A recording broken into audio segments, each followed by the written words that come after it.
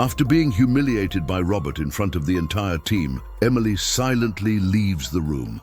Hours later, she returns with documents proving he was manipulating reports and covering up fraud. Her courage changes the entire course of the company. In a cold glass skyscraper in Seattle, Emily's morning started with the familiar smell of strong coffee, but a different knot in her stomach. She was Veritas Financial's most solid analyst, the type of person who solves problems while others are still reading the email. But all her peace had evaporated 2 weeks ago. The reason? Robert. He was the new boss, and what he exuded wasn't competence. It was pure arrogance, the kind you could feel from afar, vibrating from his glass office. He had arrived promising revolution and maximum performance, but what the team saw was just a guy with a forced smile, expensive suits, and a commanding manner that disrespected years of hard work, especially hers. She tried to focus on her spreadsheets, but she felt his gaze, a look that didn't analyze data, but analyzed people, searching for who would make the first mistake. She knew it was going to be one of those days, and the clock had barely struck 9 a.m. The way he walked through the office said it all. Heavy, slow steps, as if he owned the carpet, and he made a point of stopping at desks just to give a useless comment before leaving, trailing tense people in his wake. It was as if he had won the lottery and thought he could humiliate the cashier just for fun. Robert seemed to have boundless greed, and he made no effort to disguise that he was only there to climb, no matter who he had to knock down in the process. In the hallways, the whispers were always the same. This guy won't last, or he's going to cause some damage. Emily, who had always remained neutral, was starting to agree with the team, feeling that with every passing hour, the atmosphere grew heavier. He had the irritating ability to take someone else's idea, change it minimally, and present it as the genius stroke of the decade, stealing credit with the utmost audacity. And the worst part, he did it with such conviction that even those who knew the truth were left doubting. He was building a reputation as a genius, but Emily saw the sand-based foundation of the whole performance. She watched his show in the meeting room, laughing loudly at jokes only he found funny, and felt a cold shiver. That man didn't care about real results, only about appearances. The way he addressed Emily was different from how he spoke to others. He used a condescending tone, calling her dear or young lady in front of everyone, as if she were an intern who barely knew how to turn on the computer. This hurt her deeply, not because of the words themselves, but because of the clear intention to diminish her. She was the living memory of that division, but to Robert, she was just an obstacle, someone who knew too much and needed to be put in her place, preferably well below him. That day, his target was clear. The quarterly report Emily had spent the last 3 weeks compiling, a collection of data she knew was crucial, but which also exposed some internal flaws Robert seemed eager to ignore. He had asked her to send the final version for a quick check the night before, but Emily sensed he had combed through it not to improve it, but to find a weak point. She expected a revision, but she was preparing for war. The conflict between the two was almost palpable, an explosive silence hanging over the coffee station. Robert, with his predator's eyes, seemed to view Emily as a direct risk to his narrative of infallible success. She was too detail-oriented, too correct. And in his view, people who were too correct only served to hinder those who truly wanted to get ahead in life. She knew the 2 p.m. meeting wouldn't be about data, but about power. Emily tried to rationalize, thinking, no, he won't be foolish enough to attack me in public. It's unprofessional. He's just a new boss trying to assert himself. But his track record showed the opposite. He loved the stage. He loved an audience. Humiliation was his management method, a way to ensure no one else dared to question him. She felt a chill down her spine as she realized that for Robert, the show was more important than the balance sheet. She took the elevator for lunch, and in the reflection of the metal mirror, she saw a tired woman, but with a fire in her eyes. The humiliation hadn't arrived yet, but she was already tasting its bitterness. What bothered her most wasn't the fear of making a mistake, but the fear of being wronged for a mistake that wasn't hers. She promised herself that no matter what happened, she would walk out of that situation with her head held high. In the cafeteria, the mood was funereal. Everyone avoided talking about Robert, but the silence spoke louder than any gossip. Colleagues gave Emily pats on the back, but they were pats of pity, like those who know she's the next victim and can't do anything to help. This solitude in the middle of the crowd was what strengthened her the most. She realized this fight was hers, but the outcome could change the lives of everyone there.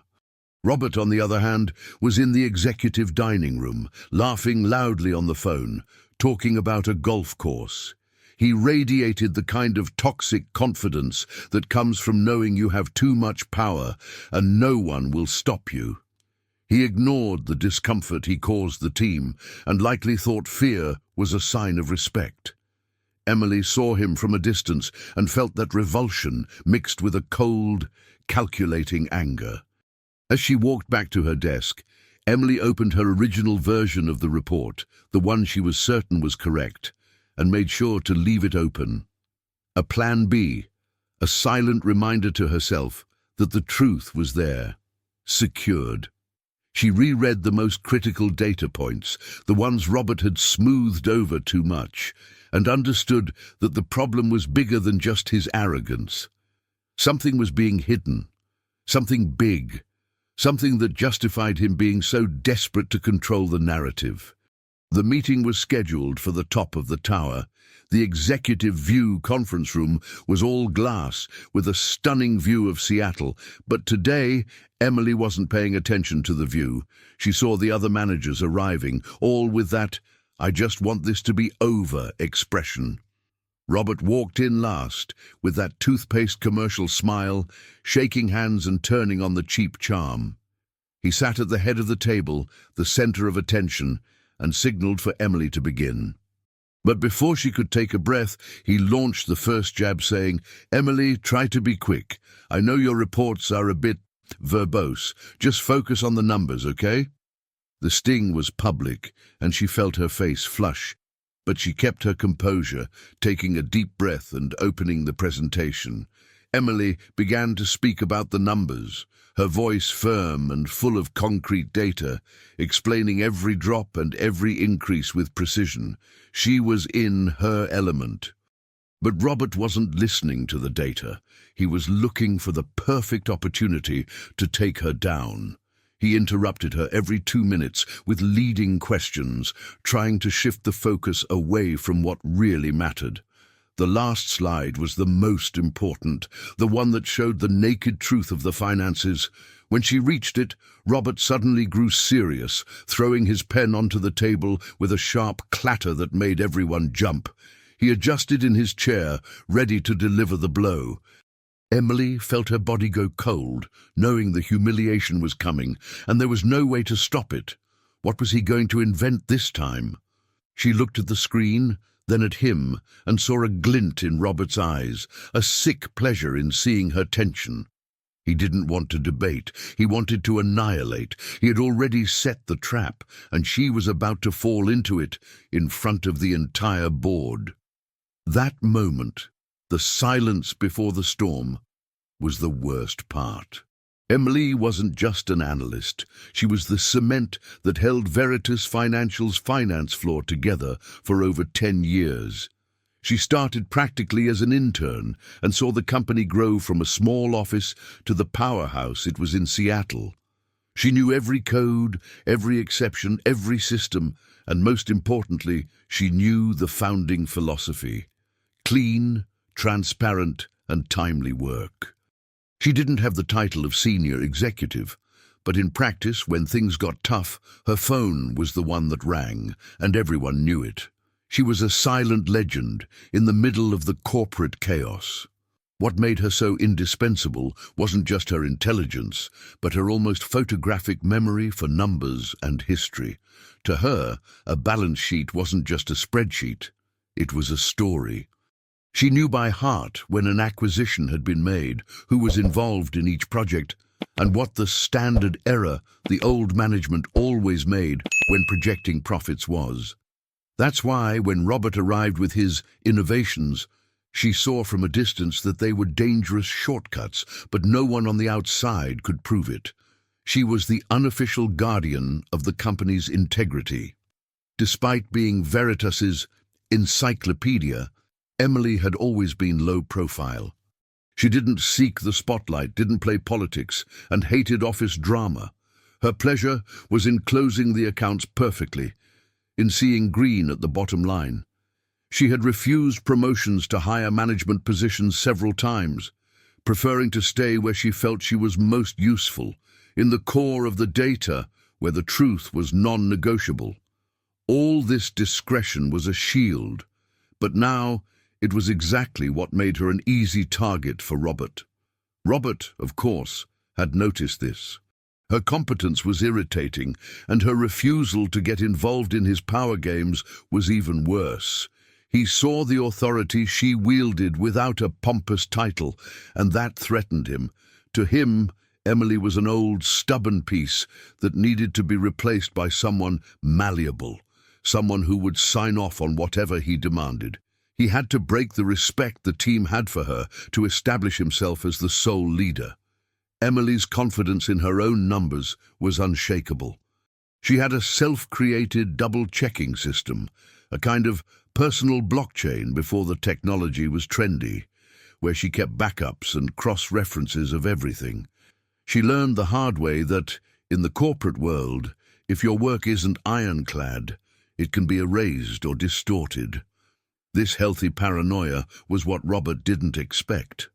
In the last few days, her closest colleagues, like David from logistics, had tried to warn her with quick glances and coded messages in the chat. "Be careful what you hand over," he once typed. "The guy's looking for scapegoats." Emily thanked him, but she had already understood. She had done her job as cleanly as possible, leaving no room for calculation error. The problem was that Robert wasn't going to attack the calculation. He was going to attack the person. Emily's background was the opposite of Robert's. She was the proof that you could win through hard work. He, the proof that you could skip steps with arrogance and tricks. She had built her career. He had bought the suit. This stark difference was the engine of the conflict. The meeting wasn't just about a report. It was about who had the moral right to lead the company. What kept her tied to Veritas, besides the good salary and stability, was a sense of duty. She felt responsible for the old colleagues, for the projects she helped get off the ground. Selling her soul or letting fraud run rampant to save herself. That was not an option. The coming humiliation, she knew, would be the final test of that loyalty, and she was about to find out if it was worth fighting for. The pre-meeting tension led her to rummage through her drawer and find an old gift, a ceramic coaster that the former, now retired CEO had given her, engraved with the phrase, "Trust the data, they do not lie." It was silly, but it served as a physical reminder of what she stood for. She placed it next to her monitor, like an amulet. Robert, meanwhile, was in his office, reviewing his attack plan with a sneer. He had already altered Emily's presentation, inserting deliberate errors and distorted graphs that would make her look careless. His plan was simple: take down Emily, blame her for a loss that he himself was manufacturing, and emerge as the hero who cleaned house. He thought that because Emily was quiet and reserved, she would crumble under pressure, cry, or storm out, which would only reinforce his narrative of a hysterical, incompetent woman. What he didn't know was that Emily's silence wasn't weakness. It was the cold calm of someone who is absolutely certain of the facts and is waiting for the right moment to act. The irony was that in trying to diminish her, Robert was giving her the only motivation she lacked to act, not for revenge, but for justice, and now for survival. If she didn't stop him, she would lose her job, her reputation, and worse, her integrity. The fight had just become both personal and professional. As the minutes flew toward the 2 p.m. meeting, Emily took a final look at her desk, at her well-organized files. She thought, if I have to walk out of here today, I'm not walking out alone. The fire she felt in her stomach had turned to ice in her mind. The time to be the silent heroine was over. The sound of Robert's internal phone ringing echoed in the hallway. It was the signal. The meeting was about to start. Emily closed her folder, stood up with the straight posture of someone who knows their own worth, and walked toward the elevator. She was going to the slaughterhouse, but with a sharp knife hidden up her sleeve. The weight of that ceramic coaster on the table, the phrase "trust the data" seeming like a mantra, was the last thing she saw before the elevator door closed. She was ready for the fight. She just didn't know how dirty it would be.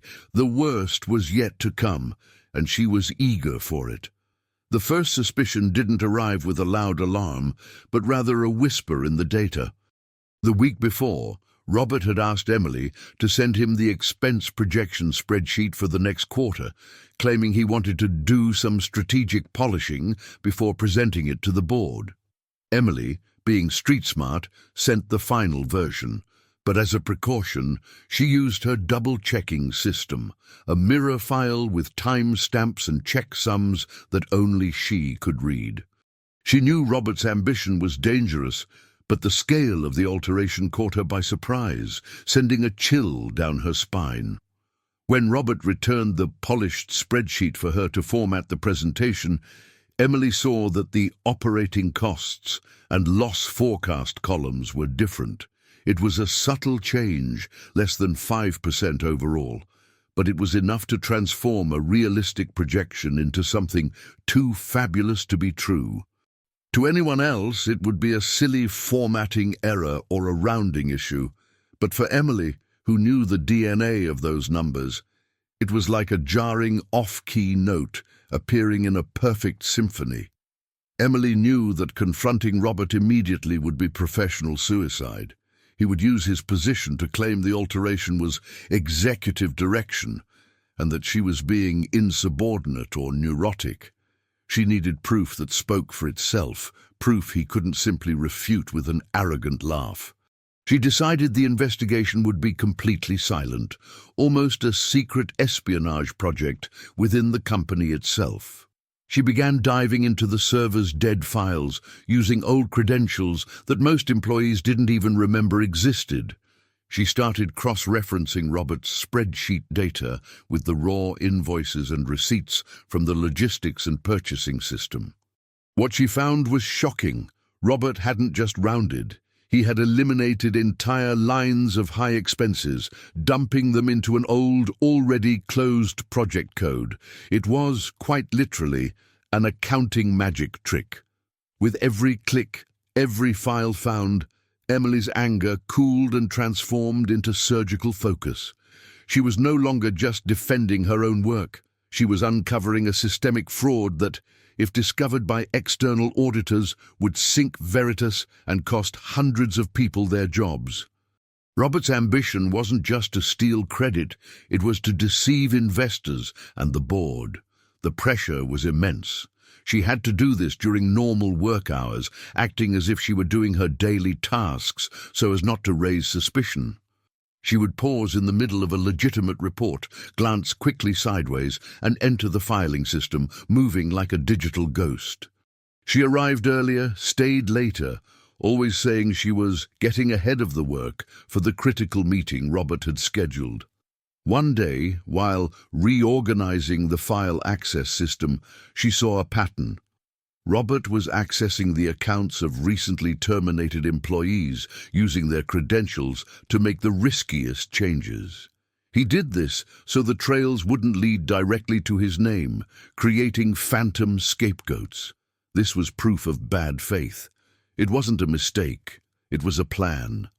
The hottest lead came from an email.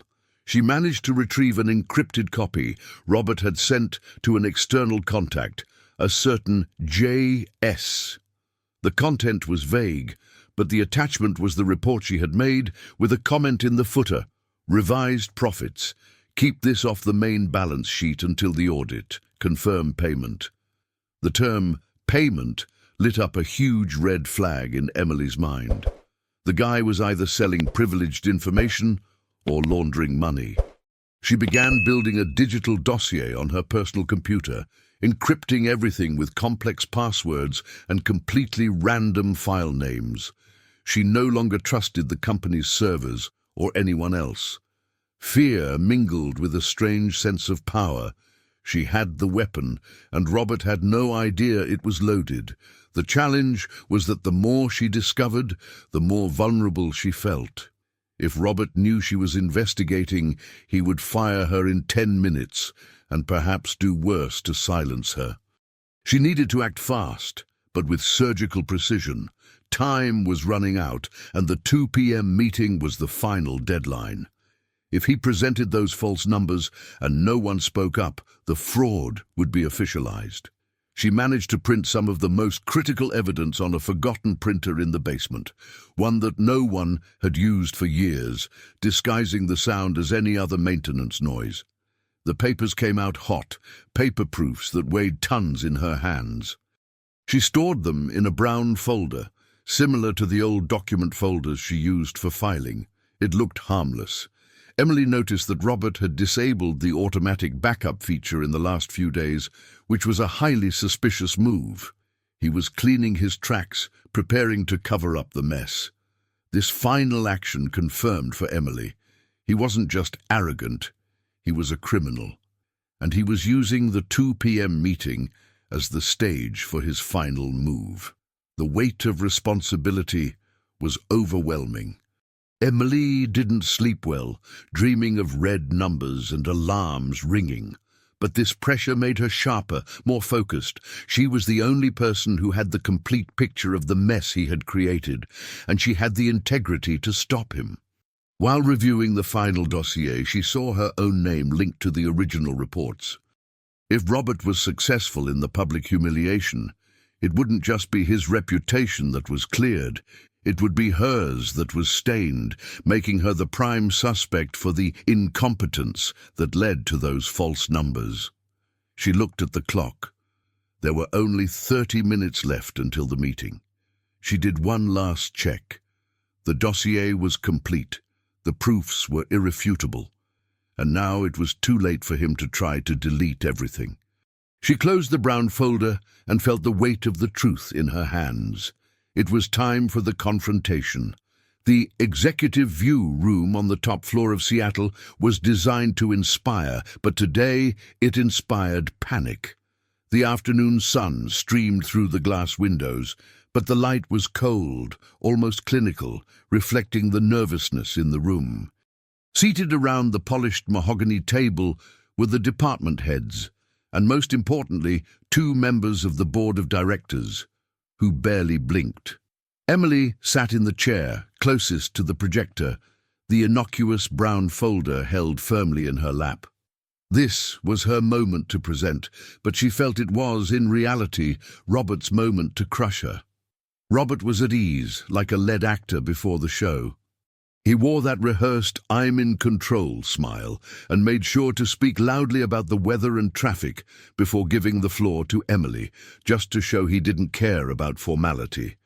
When he finally gestured for her to start, it was with a tone of someone tolerating unnecessary evil. "Go ahead, Emily. Give us the overview. Try not to bore us with the excessive details that only you understand, all right? Focus. Focus." The comment was intended to be funny, but it only created a heavy silence in the room. Emily ignored the dig and began the presentation, her voice clear and professional, allowing no room for emotion. She navigated through the slides, exposing the financial data with a precision only she possessed. She explained that while profit was solid, there was a worrying increase in operational costs that needed deep investigation, exactly the point Robert had tried to erase. She spoke the truth directly. That's when Robert made his move. When Emily reached the slide about cost growth, he interrupted her abruptly, without asking permission, and lightly tapped the mouse. The slide on the screen changed. "Hold on, Emily," he said, his voice full of feigned concern. "You're using the wrong version of the projection. My team has already revised this." Please put up slide 7 from my version. He looked at the board with an air of, poor me, correcting the team. The tension immediately rose. The slide that appeared on the screen wasn't hers. It was a completely optimistic graph, showing profits soaring unrealistically, without the operational losses she had pointed out. Emily felt the blood rise, but she maintained her composure. She tried to argue, pointing out that her data was the verified version, but Robert was already on the attack. He didn't want to hear it. "With all due respect, Emily," Robert said, with that condescending smirk she hated, "this is your chronic flaw, isn't it? You're too much of a details person, and you end up losing the big picture. Your projection is pessimistic and frankly careless. This 15% error in costs, it's a rounding error that shows a lack of attention." He used the exact word careless, the one that offended her most, right in front of the executives. The entire room fell silent. Emily's colleagues lowered their heads, looking at their notebooks, lacking the courage to defend their colleague. The board stared intently at the screen, absorbing Robert's narrative. Emily made a mistake. Robert is fixing it. The humiliation was surgical. He was attacking the only thing she had, her reputation for impeccable precision. Robert continued the show, taking the clicker and rapidly going through the slides, showing a bunch of colorful, content-empty graphs, all based on the false numbers he had inserted. "We are not going to focus on past failures, but on the bright future I have planned," he said, emphasizing the I. Emily was in the corner, in the shadows, totally ignored, as if she had been banished from her own presentation. One of the directors, an older, more skeptical man, finally asked, looking at Emily, "What is your opinion on this discrepancy, Ms. Clark? Is it a calculation error?" Emily saw her opportunity, but Robert was faster. He cut her off before she could open her mouth, gently placing his hand on her shoulder, a false gesture of dominance. "She's exhausted, sir," Robert interjected, with a paternalistic and fake tone. "She's a long-time employee, but perhaps she needs some time off. I'll take responsibility for managing this report transition. What matters is that the final numbers are these right here." He was treating her like a tired child, and the board took the bait. In that moment, Emily felt an overwhelming mix of anger, shame, and frustration.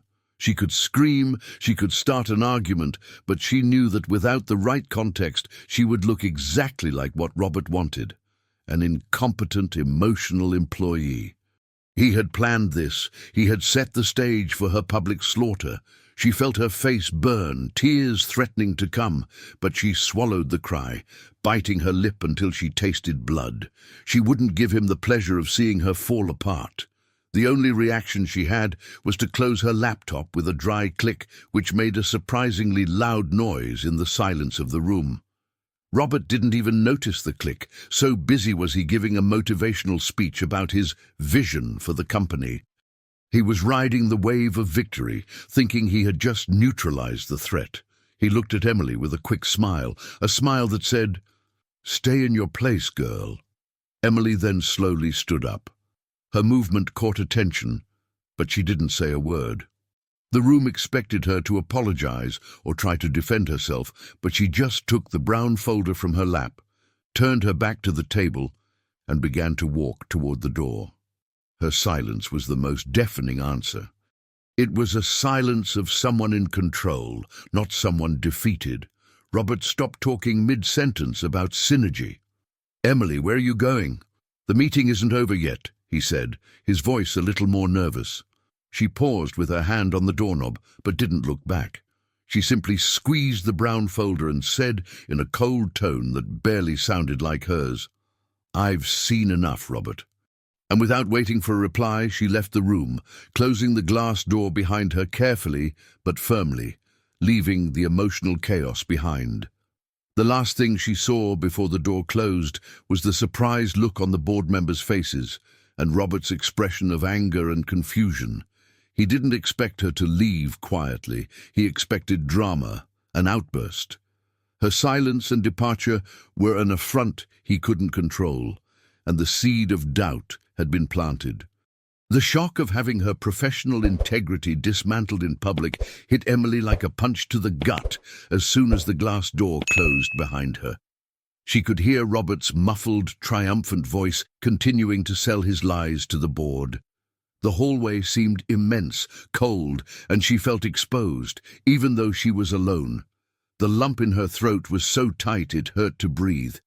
She didn't run, she walked, but every step echoed the word careless that Robert had used to destroy her. Reaching the elevator, she pressed the button for the ground floor, desperate to get out of there, to breathe air that didn't smell of Robert's arrogance. She leaned against the metal wall, feeling her body tremble slightly. They weren't tears of sadness, but of rage. She saw herself in the elevator door's reflection, flushed, tense, humiliated, and what she felt was a deep shame for having stayed silent.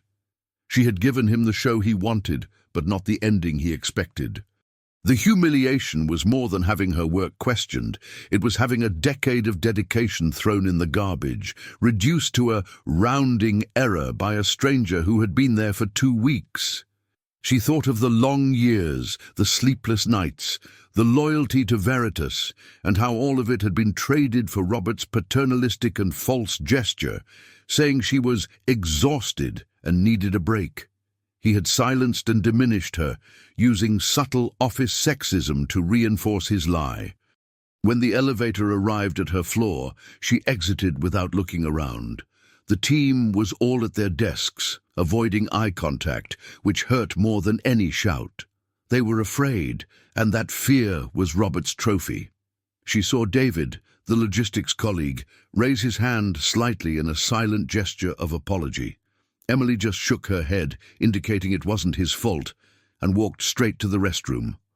In the restroom, she splashed cold water on her face. She looked in the mirror, searching for the strong Emily she always was, but only saw the pain. "I've seen enough, Robert," the phrase she had said on her way out, echoed in her head. She hadn't screamed or cried, but she had issued a silent threat. She had the brown folder, and what was in it was more powerful than any outburst. The realization hit her. The humiliation wasn't an accident. It was his plan to officially pin the blame on her and, incidentally, save his own skin. If auditors arrived, Robert could point to the meeting minutes and say, "I tried to warn them, but the senior analyst was careless and gave me outdated data." That was his escape plan, and Emily was the bait. The shame then transformed into a cold rage in a way she had never felt before. It was the kind of anger that doesn't make a person explode, but rather freeze and calculate. She realized that the only thing that mattered now wasn't her job, but exposing the fraud, not just for herself, but for everyone there who was being deceived and threatened. She left the restroom and went straight to her desk. She picked up the brown folder and her backpack, leaving the company laptop closed and untouched. She wouldn't use anything from Veritas at that moment. She didn't trust anything inside, and she had to work off radar. She saw her colleague David approaching, worried. "Are you okay, Emily?" he whispered, looking like he was about to cry for her. She gave him a tight but genuine smile and replied, "I will be. But Robert, he won't." She gave no further details, just grabbed her car keys and put her backpack on. David's look changed from pity to admiration. He understood she was going to fight. In the parking lot inside her car, she sat for 10 minutes, just breathing and letting the anger course through her body. She unlocked her phone and typed a quick, vague message to the older director, the one who had asked about the discrepancy. "Please check the original attachments on the legacy server. Urgent, before they are deleted. Sincerely, Emily Clark." She knew this would buy her a little time. Her destination wasn't home. It was the public library downtown Seattle, the safest and quietest place she knew, where she could open the brown folder and the files from her personal flash drive away from Robert's eyes. She wasn't going to stop until he was out on the street. The hunt was officially open. She started the car and smelled freedom mixed with adrenaline. She was out, but not defeated. The silence of her exit was not cowardice. It was the calm before the tsunami. She knew exactly what she had to do: transform the harmless brown folder into Robert's death sentence at the company. The sun was already setting, painting the sky orange and purple. But for Emily, the night was just beginning. She felt her energy returning, total focus. There was no more time for self-pity. The humiliation had been the fuel, and now she would use her knowledge to dismantle Robert's house of cards. She parked the car and took the brown folder from the seat. She held it like a treasure, the only object that could save her reputation and the company.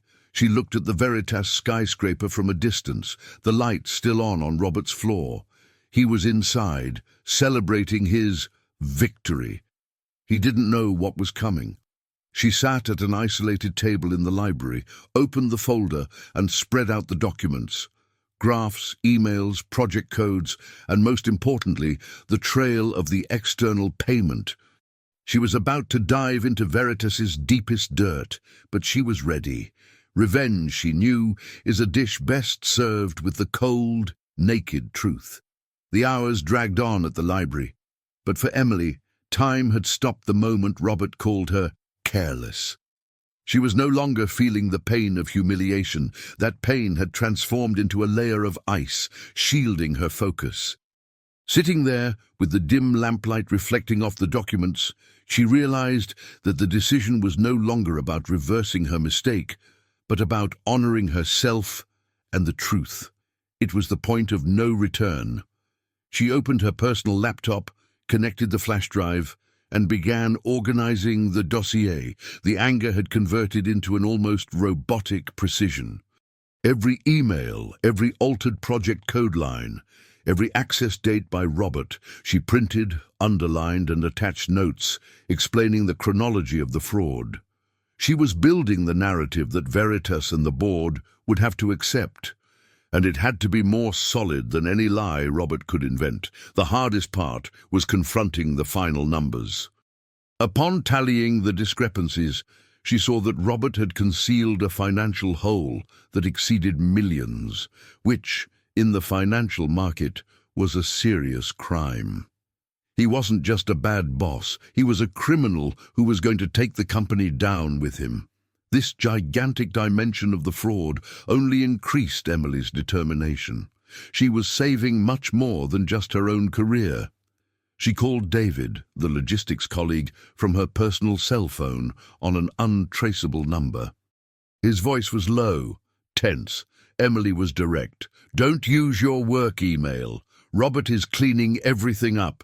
I need you to confirm the name of the external contact he was using to divert assets from Purchase B." David, without hesitation, passed on the information. His silent loyalty gave Emily the last piece missing from the puzzle. The contact's name was J.S. Investments, and the leader was a former director whom Robert had bribed to make the money transfers out of the country. Bingo. That was the link connecting the accounting fraud inside Veritas to an external money laundering operation. Emily felt her heart race, not from fear, but from adrenaline. She had the weapon and the target. Her plan took shape. She wasn't going to HR, which was likely on Robert's payroll. She wasn't going to the police yet, so as not to give Robert a chance to get rid of the remaining evidence. She was going to use her best asset, direct access to the senior board, especially the older director who had been skeptical during the meeting. She had to return to the stage, but with the right audience. Emily drafted an email. It wasn't an apology, nor an angry denunciation. It was a formal, professional, yet shocking notification. She attached 3 key documents from the dossier, the ones that were hardest to erase. The original spreadsheet, Robert's email to JS, investments, and the sum of the actual losses. The email title, Urgent, Fraud and Report Manipulation, Irrefutable Evidence. She did everything calmly, reviewing every word, as if auditing her own attack plan. She couldn't give Robert any loophole to claim she was acting out of personal rancor. The truth had to be the only argument, and it was cold, calculated, and irrefutable. She realized that her silence in the meeting hadn't been weakness, it had been strategy. She needed an external endorsement, someone to confirm the seriousness of what she was doing. She called the former CEO, the one who had given her the coaster. He was shocked to hear her voice, but listened to everything. Emily didn't ask for help. She only asked for advice. Should I go straight to the board? The former CEO, after a long silence, said, "If you have what you say you have, don't go to the conference room. Go to the CEO's office, and don't go alone." The phrase "don't go alone" stayed in her head. She thought of the other colleagues, the ones Robert had humiliated or silenced.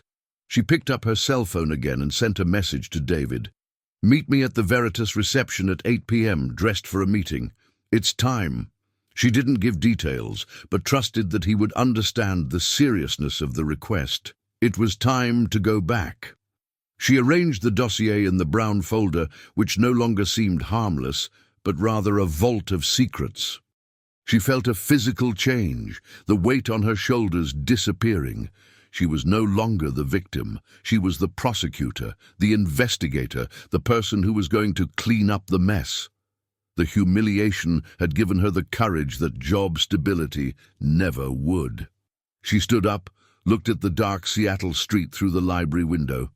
The city was lit up, and she was about to light a fire in one of the biggest skyscrapers. She felt a shiver, a mixture of fear and excitement. What she was about to do would change her life forever, for better or for worse. Before leaving, she sent the email to the skeptical director. She set the urgency level to maximum and required a read receipt. The email was launched. The bomb had been deployed. Now all she had to do was wait for the reaction. But she wasn't going to wait at home. She was going to wait on the stage. She drove back to the office. There was no traffic. Adrenaline was coursing through her veins, keeping her alert. She arrived at the parking lot and saw David waiting, already in a suit with a folder in his hand. His look was one of apprehension, but of total support. He had understood the message. Emily smiled at him, the smile of someone about to make history. "Ready to take down the castle, David?" she asked. He swallowed hard, but replied with a firm nod. "Ready, Emily. Whatever you need." She was no longer alone. It was 8:30 p.m. when Emily and David re-entered the building, using their key cards as if they were returning from a quick, innocuous dinner. The office was nearly empty, with that cold emergency lighting that makes everything look like a setting for a suspense film. David was nervous, glancing around, but Emily possessed the calm of a hacker in the dead of night. Adrenaline had taken over, and she was in mission mode. They headed straight for the finance floor, the heart of the data. The first thing Emily did was check the main server, the one Robert had used. As she suspected, Robert had run a script to delete the access logs of inactive accounts, which included the accounts he used to make the fraudulent alterations. He was methodical, but not as smart as he thought. Emily knew a backdoor he didn't even dream of. She led David to a utility closet that most people thought was just paper storage, but which actually housed an old backup server, nicknamed the Legacy Server. It was a redundancy system that had been officially deactivated, but Emily, the guardian of the systems, had kept it running out of pure stubbornness and caution. There, she knew the pure digital trail would be found without Robert's filters. Emily typed the login sequence she had used for years, a complex sequence that not even the current IT department knew. The old monitor blinked green, and the command prompt appeared.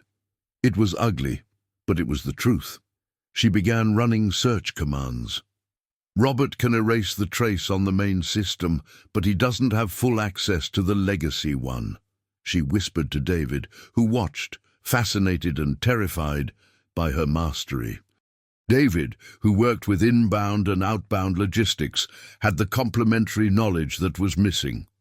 While Emily was digging up Robert's access to the files, David used his system to confirm the exact dates and times when the money transfers to JS Investments had been approved in the purchasing system.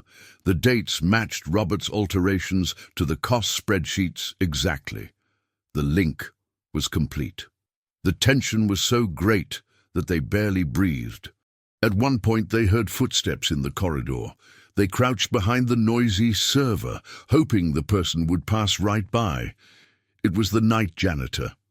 The scare made David knock over a pile of paper, but the janitor didn't pay attention. Emily just looked at David and motioned for him to be quiet. It was time to get back to work. Time was flying. Emily finally found what she was looking for: the access log records for Robert himself, from the day he made the most critical changes. He had used a generic anonymous username that he thought was safe, but the IP address the access came from, it was the IP of his computer on the executive floor during his lunch hour. An amateur mistake. The most valuable evidence wasn't the data itself, but the intent. That IP and the time proved that Robert had made the change from his own computer, framing other employees. She saved the log in a small encrypted file, backing it up in 3 different places just in case. Her dossier had just received the icing on the cake. David, for his part, found a purchase order signed by Robert that diverted funds for an IT equipment purchase that never happened, and the money went straight to JS Investments. David took high-resolution photos of the physical document with his cell phone and sent them to Emily. The physical proof of his signature was the final nail in the coffin. Next to them, on the finance table, Emily saw the coaster the former CEO had given her. Looking at it with the phrase, "Trust the data, they do not lie," written on it, gave her a surge of energy. She was honoring that legacy, the company's moral code that Robert had trampled on. She was fighting for what was right, not for a paycheck. They ensured the legacy server was returned to its deactivated and harmless appearance.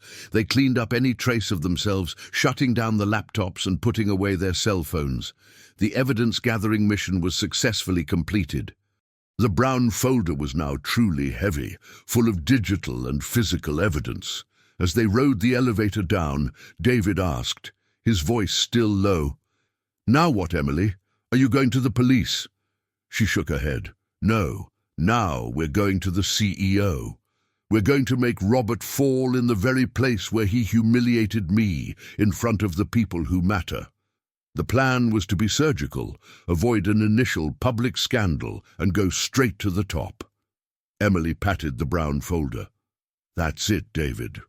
He used his arrogance to cover up his stupidity, and his stupidity just bought us our freedom." She wasn't smiling, but the gleam in her eyes was one of pure satisfaction. The final confrontation was close, and she was more than ready. They found a 24-hour cafe a few blocks from the skyscraper, a place with faint neon light and the strong smell of reheated bacon, the perfect refuge for conspirators. Emily and David sat in the back, the brown folder in the middle of the table, looking like a dangerous treasure. David was still trembling slightly. The adrenaline from the night's espionage was fading, giving way to nervous anxiety. He looked at the folder as if it could explode at any moment. Emily, on the other hand, was calm. She opened the folder and took out the contents, spreading the documents. She began presenting the evidence to David with the same precision she used to close balance sheets: cold, factual, and irrefutable. "Look here, David. This is my original spreadsheet with the losses, and this is the report Robert made me use without the losses, a 15% difference." Next, she showed the log from the legacy server, that computer IP that pointed directly to Robert's office. He used a generic login, but this IP proves it came from his computer. He tried to blame former employees, but it was him the entire time. David's face went pale. He finally saw the scale of Robert's stupidity hidden beneath the arrogance. The most shocking evidence was the purchase order David had photographed. Emily placed the printed image next to the encrypted emails she had from the external contact JS Investments. Here he signs the fake IT equipment purchase, and here he confirms the payment with the external contact. He was diverting funds to this shell company. It's not just accounting fraud, David, it's money laundering. The silence in the cafe was broken only by the hiss of the coffee machine. David covered his mouth with his hand, processing the information. My God, Emily, I knew he was a scoundrel, but this is prison time, he whispered, his voice barely audible. His fear was no longer about being fired, but about having been part of a serious crime, even unintentionally.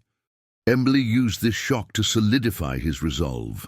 That's why we have to go now, before he has time to delete the rest or disappear.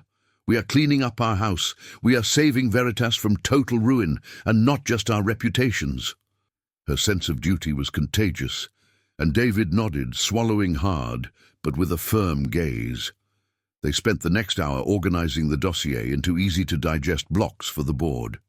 Block 1 was personal humiliation and attempted blame, the meeting minutes and the difference between the reports. Block 2 was internal fraud, Robert's IP log. And Block 3 was the external link and the crime, his signature and the JS Investments emails. It was a foolproof narrative. The brown folder turned into a precision weapon. Emily knew the time for talking a lot was over. Now it was time for the facts to speak.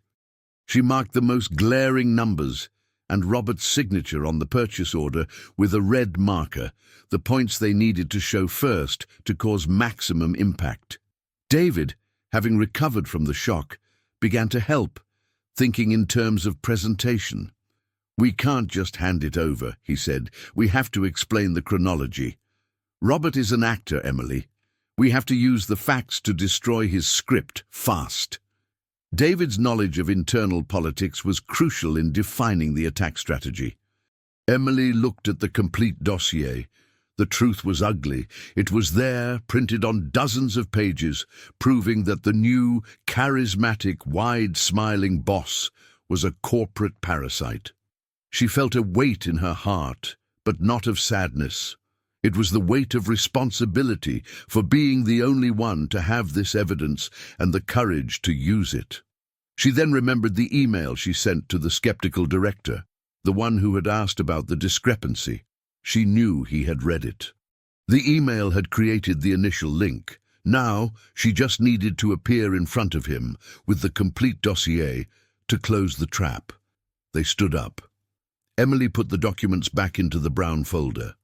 The folder was no longer harmless. It was the evidence that could bring down a man and save a company.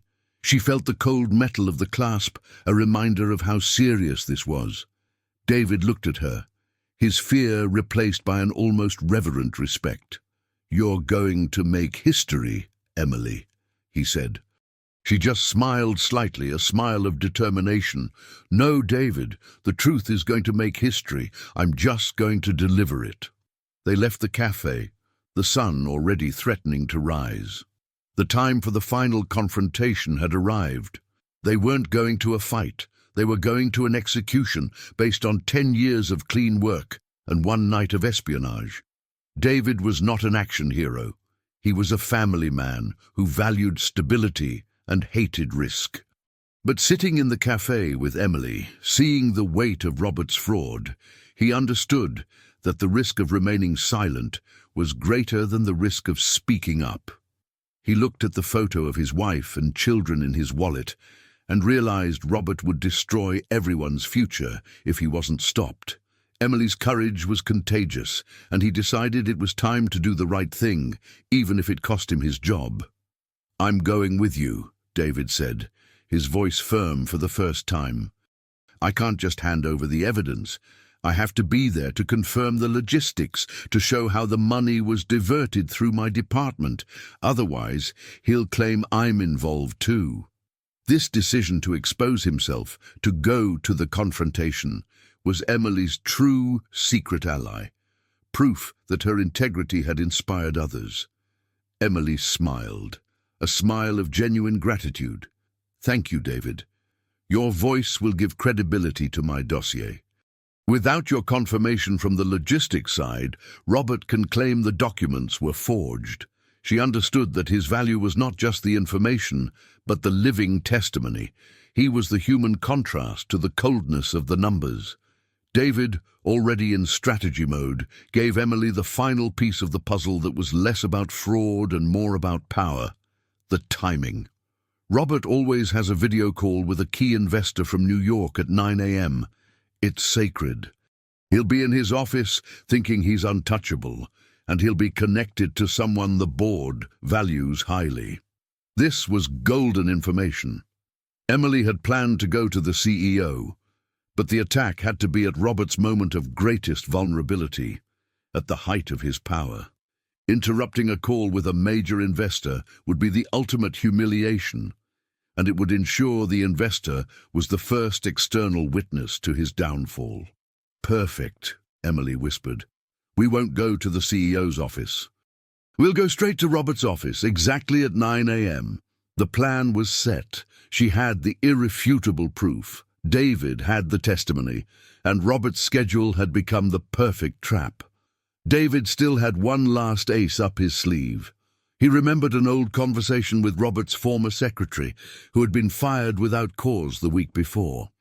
"She told me Robert has a second phone, an emergency phone, that he only uses to talk to JS Investments." She saw him typing the password. David hesitated, then continued. "The password is his wife's birthday, but reversed. She thought it was funny and told me." The information was an insignificant detail, but it proved his personal and secret connection to the fraud. It was the proof that he was using his personal life to cover up professional crime. Emily wrote down the date, sensing how pathetic and predictable Robert was. He used his family as both a shield and a password. It was the final touch of rot that the story needed. She picked up her cell phone and messaged David. 8:30 a.m. I'll meet you in the lobby. Wear your best suit. We're meeting the board." They parted ways in the Seattle morning chill, the city waking up to a normal workday, unaware that the corporate drama about to explode would soon make headlines. David, for the first time in weeks, felt light. The fear was still there, but the guilt was gone. Emily drove home to shower and change. She didn't sleep, but the fatigue had been replaced by absolute clarity. She grabbed the suit she kept for high-level meetings, a classic dark grey suit that exuded seriousness. She was going back to the office not as the humiliated employee, but as the only person who held the truth. In the mirror, she saw the same woman who had left in shock hours earlier, but the difference was brutal. Her gaze was sharp, determined, without any trace of insecurity. The humiliation was gone, leaving only strength. She was ready to use the brown folder as a hammer, and the hammer was about to drop. Exactly at 8:55 a.m., Emily and David walked into the executive floor of Veritas Financial. The office was bustling with the morning chatter, but they seemed to be in slow motion, separate from the rest of the world. Emily was immaculate in her dark grey suit, her hair pulled back in a tight bun, without a single tear or trace of the panic from hours before. Her posture was not that of a humiliated employee, but of a prosecutor about to deliver the sentence. They walked directly to Robert's office, the opaque glass door already closed. They could hear his voice, loud and confident, speaking in English. The watch on Emily's wrist struck 9 a.m. The call with the key investor from New York had begun. The stage was set. Emily gave a quick signal to David, who nodded and stood by the door like a silent bodyguard, ensuring no one approached and that they controlled the entrance. Emily gave 2 slow, firm knocks on the glass door, without waiting for an answer. She opened the door and walked in. Robert was seated in front of the giant screen, smiling and gesticulating for the camera. He was at the peak of his ego, presenting the fraudulent version of the numbers. The interruption made his head snap around, his smile freezing into a grimace of shock. "Emily, What are you doing here? I didn't dismiss you? Robert hissed, his anger contained, trying to maintain composure in front of the screen. He tried to hide his fury with a forced smile for the camera. One moment, please, just a small misunderstanding with the team. Emily ignored the misunderstanding. She walked calmly to the edge of the desk, right in front of the screen, ensuring the investor in New York could see her perfectly, behind Robert. She was calm, and her calmness was deafening. She placed the brown folder on the table with a dry, dull thud. "I came to correct a misunderstanding, Robert," she said, her voice low but perfectly articulated. She wasn't shouting or pleading. She was stating a fact. Her gaze was fixed on his, and he saw the glacial determination he had tried to break. Robert flushed red. "Get out now, Emily. We are in a crucial meeting. You will be punished for this." He tried to stand up to push her out, but she didn't move. "No," she replied, and the word was like a gunshot. "I think this meeting is exactly where I need to be, especially with Mr. Henderson from New York on the line." She paused briefly, turned to the camera, and for the first time smiled, a cold, deadly smile. "Good morning, Mr. Henderson. I apologize for the interruption, but I believe Robert is presenting manipulated data regarding operational costs." The silence from the New York side was immediate and absolute. Robert looked like he had been electrocuted. He was frantically trying to end the call, but the mouse was out of his reach. He was trapped, humiliated in front of the investor. "What the hell are you saying, Emily?" Robert managed to stammer, panic taking over his voice. Emily opened the brown folder. She didn't grab the charts. She grabbed the IP log record from Robert's computer. "I am saying that the spreadsheet you made me use yesterday was not just careless," she said, the word careless delivered back like a cold venom. "It was criminal. You used the credentials of terminated employees to divert millions in operational losses to a shell company, JS. Investments." She placed the log on the desk with the lines highlighted in red and pointed to the IP address. "Your computer, Robert, the whole time.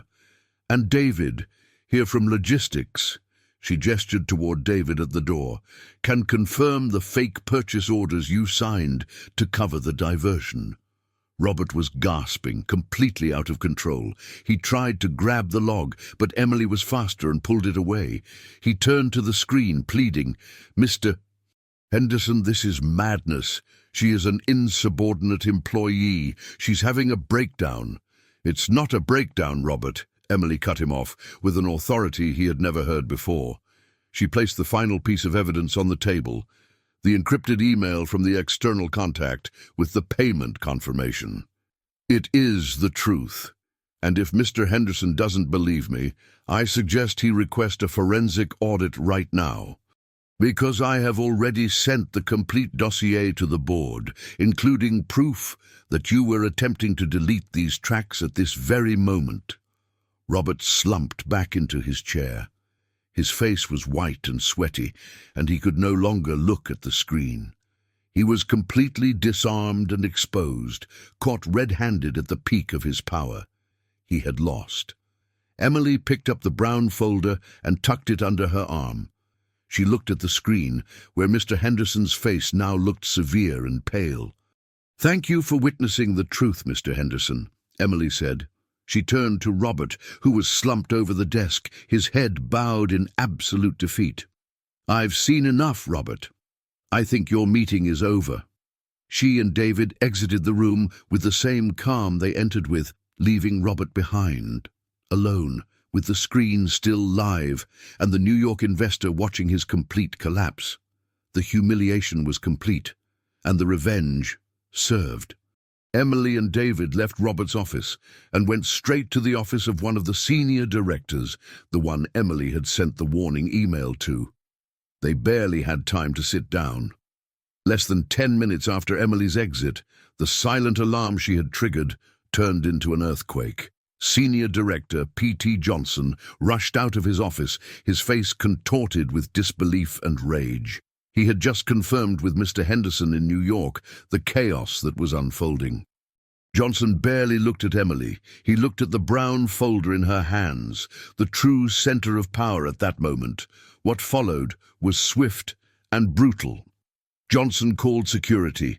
Robert, who minutes earlier had been at the height of power, was escorted out of the building, pale, without the right to gather his belongings, under the shocked and, for some, satisfied gaze of his colleagues. His arrogance collapsed into public humiliation, on the exact same stage he had set for Emily's downfall. Emily spent the next morning detailing the dossier for Johnson and the forensic audit team, who arrived in force. Her voice remained calm and concise. She added no emotion, only facts. Here are the access logs proving his IP manipulation. Here are the fake purchase orders. Here is the exact value diverted. This was the final proof that her silence in the 2 p.m. meeting had been the smartest move. Johnson, a man of few words, finally looked at Emily with palpable respect. "You saved this company, Emily. If Robert had managed to officialize those numbers today, Veritas would be facing federal charges and the loss of major investors. I called you careless in my mind yesterday," he admitted. "But you are the only person in this company who has the loyalty and competence to protect our business." As for David, he didn't lose his job. Instead, he gained the admiration of the team and a new sense of purpose. His loyalty to Emily was rewarded by Johnson, who promoted him on the spot for integrity and support of the truth. Emily did not ask for a promotion. She did not ask for revenge. She asked for only one thing, that the double-checking structure she had created, the system that saved the company, be implemented throughout Veritas, and that she be responsible for overseeing it. The request was promptly accepted. In less than 24 hours, Emily, the humiliated analyst, was named Director of Financial Integrity, a new position created specifically for her, placing her above Robert's former role and directly under the board. Her office was now larger, quieter, and located on the same floor as Johnson's. Her first act as director was to place the ceramic coaster with the phrase, "Trust the data, they do not lie," right in the center of her new mahogany desk. The revenge was not Robert's arrest, but her own ascent, proving that in the end, truth and hard work always triumph over arrogance and lies. Humiliation turned into her greatest asset. Still gasping, slumped over the desk after Emily and David left, Robert was alone in his office, with Mr. Henderson of New York's face frozen on the monitor. He tried to call security to accuse Emily of trespassing, but the tremor in his hands prevented him from dialing. He tried to rip Emily's documents from the table, but the brown folder and its contents, the log of his own IP, the email to JS Investments, seemed glued to the wood, screaming the truth. The moment of paralysis was broken by the furious entry of Senior Director P.T. Johnson. Johnson didn't knock. He threw the door open and stood there, the expression of pure rage and betrayal. The investor from New York, who was still on the line, silently disconnected the call. "What in God's name did you do, Robert?" Johnson wasn't shouting. His tone was one of controlled disappointment and anger. "Mr. Henderson just called me. He says Emily was right. Where is the original report? Where are the losses?" Robert composed himself in one last desperate act of denial. He tried to smile, a forced, trembling grin. "Johnson, this is absurd. This is a disgruntled, unhinged employee who is having a breakdown. She was reprimanded yesterday. I have everything under control. She faked these." He gestured toward the desk. Johnson didn't let him finish. He walked up to the desk and picked up the falsified purchase order that David had photographed. "You signed this purchase order for IT equipment that never arrived, Robert. And the money went to an external account. Emily's email warned me about the legacy server, and guess what? Our auditors have just confirmed that her version of the numbers is the only one that matches the actual expenses." Robert tried to pull the paper from Johnson's hand, but the director was much stronger. "She set this up. She is the one to blame, not me. I am the vice president," he shouted, his voice cracking into a pathetic tone. His ego was in tatters, and he couldn't accept defeat. That was the last word of power Robert uttered. Johnson picked up the phone and called security and HR. "We are dealing with a fraud and immediate termination situation on the executive floor. Please escort Mr. Robert out of here immediately. He is prohibited from accessing any company materials." Security arrived in under 2 minutes. Robert, now under the guard of 2 large, silent men, stopped fighting. He looked at Johnson with cold hatred, and then at the brown folder on the desk that had destroyed him. He tried to maintain his dignity, but the defeat was absolute. As he was being escorted to the elevator, he was forced to walk past the crowded finance corridor. The colleagues who had previously bowed their heads when Emily was humiliated now watched. There was no open joy, but a deep sense of justice and relief. Robert, pale and with the expression of someone watching his career be incinerated, descended the elevator in the deafening silence of his own downfall. His arrogance collapsed on the very stage he had set for Emily's fall. The silence that fell over the finance floor after Robert was escorted to the elevator was different from the silence of yesterday's meeting. It was not a silence of fear, but of disbelief mixed with relief. In the minutes that followed Director Johnson's intervention, the hallway remained mute, and all eyes converged on Emily. Emily did not seek attention. She was next to David, focused, speaking in a low voice with Johnson about the logistics of isolating Robert's system.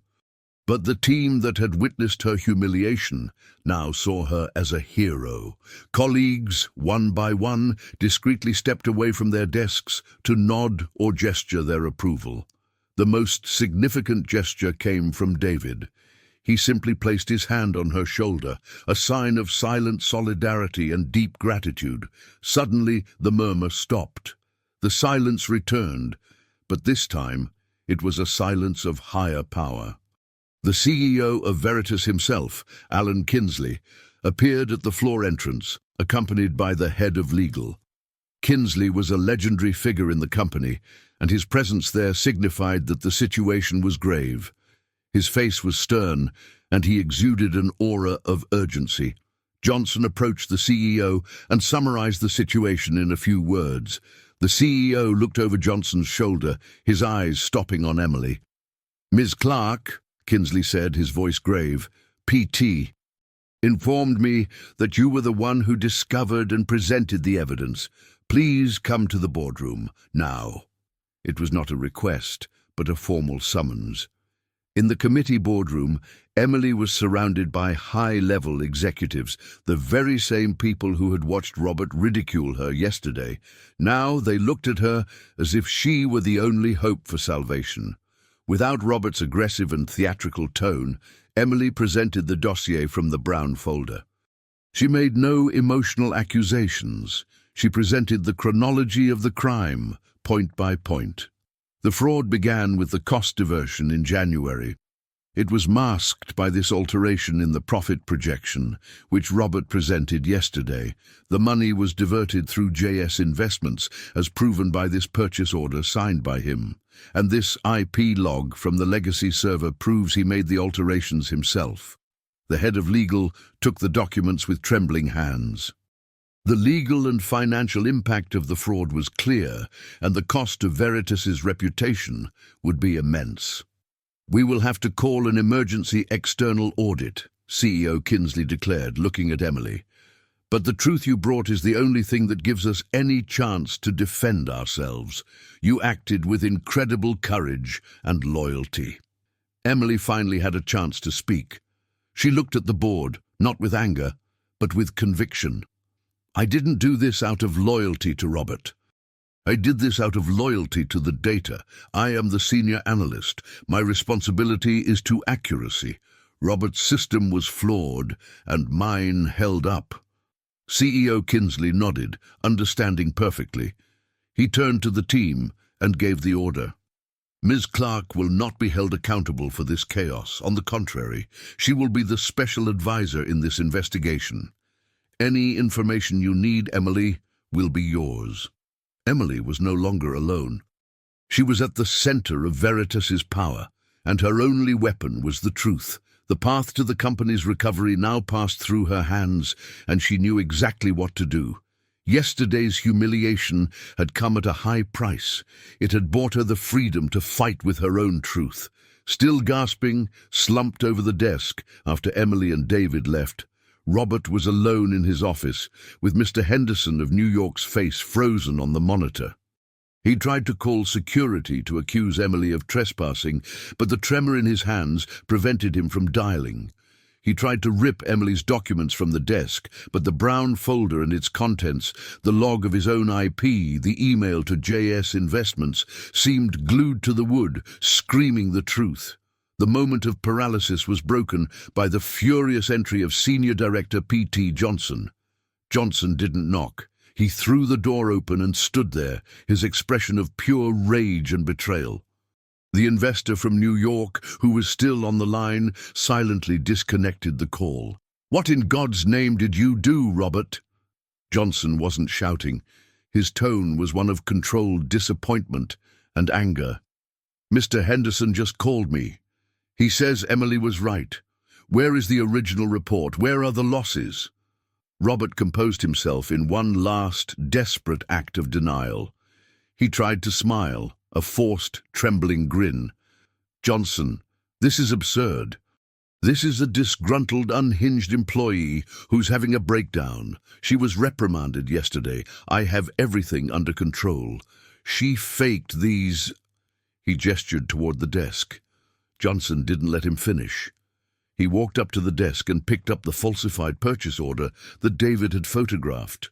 "You signed this purchase order for IT equipment that never arrived, Robert, and the money went to an external account.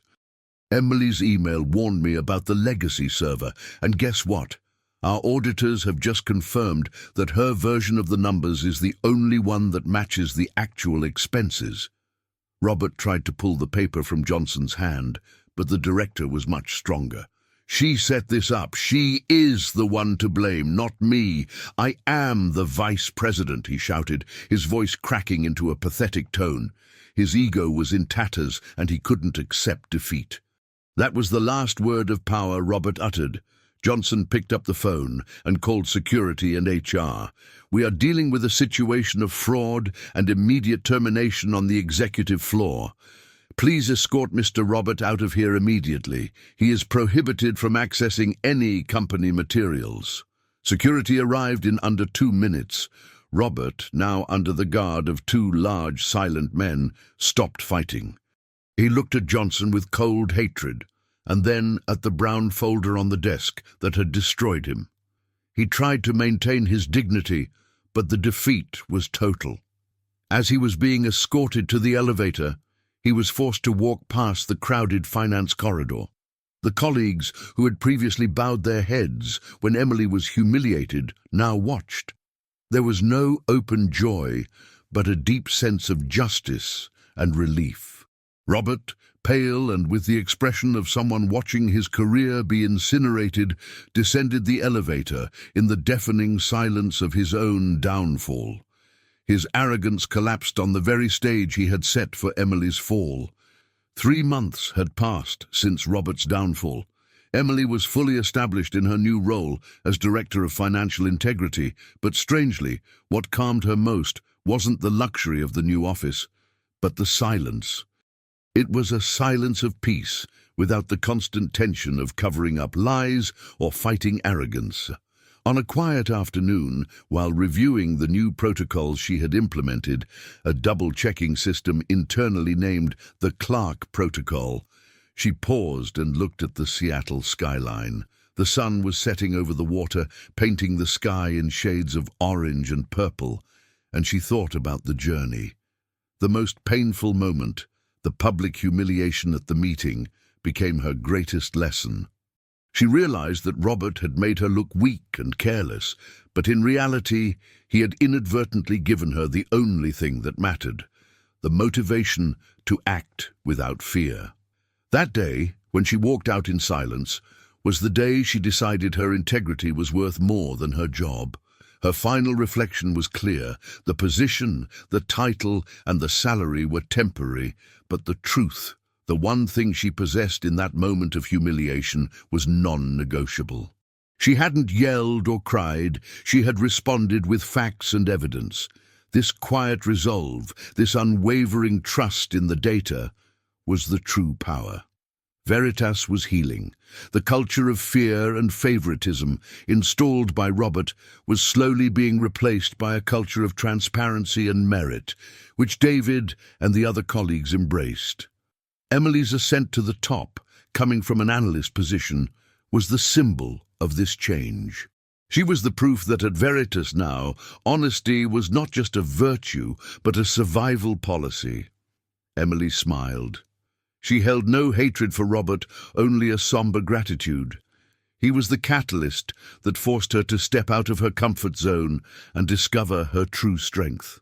She looked at the former CEO's coaster on her desk and thought of the new generation of analysts she was training.